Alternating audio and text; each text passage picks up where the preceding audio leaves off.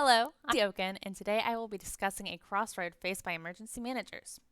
This is the power struggle between maintaining constitutional rights while providing effective emergency management. Three topics that I find highlight this crossroad are First Amendment rights, Second Amendment rights, and the concept of martial law. Let's take a closer look at each of these examples.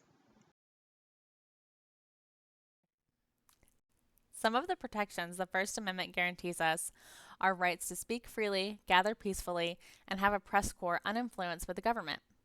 In the aftermath of disaster, these rights can sometimes be ignored in the hopes of a quick return to normalcy. After a disaster, people can be cut off from their usual means of communication.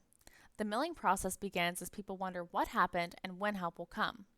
What the media tells audiences of the relief process becomes a large component of keynoting behavior and how the people perceive the government's response.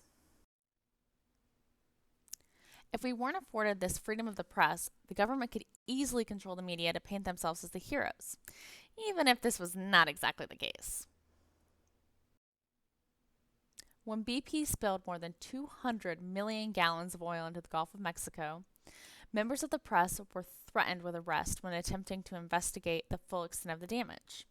This is an unfortunate example of inhibiting a basic right afforded by the Constitution.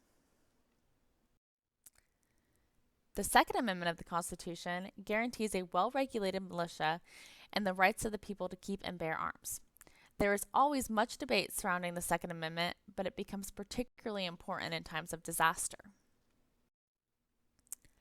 If the milling process continues for too long, deviant behavior often becomes the emergent norm. After a week of what the police superintendent called near anarchy in New Orleans following Hurricane Katrina, legally owned weapons were actually confiscated from citizens in an attempt to bring back order to the city. Though the goal was to control armed looters, this was a clear violation of constitutional rights.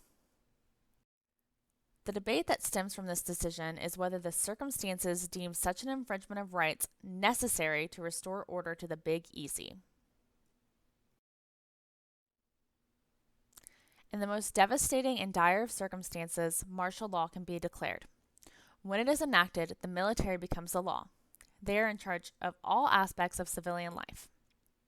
Typically, curfews are enacted, civil rights cease to exist, habeas corpus goes out the window, meaning anyone can be detained unlawfully, and citizens can even be brought in front of a military tribunal.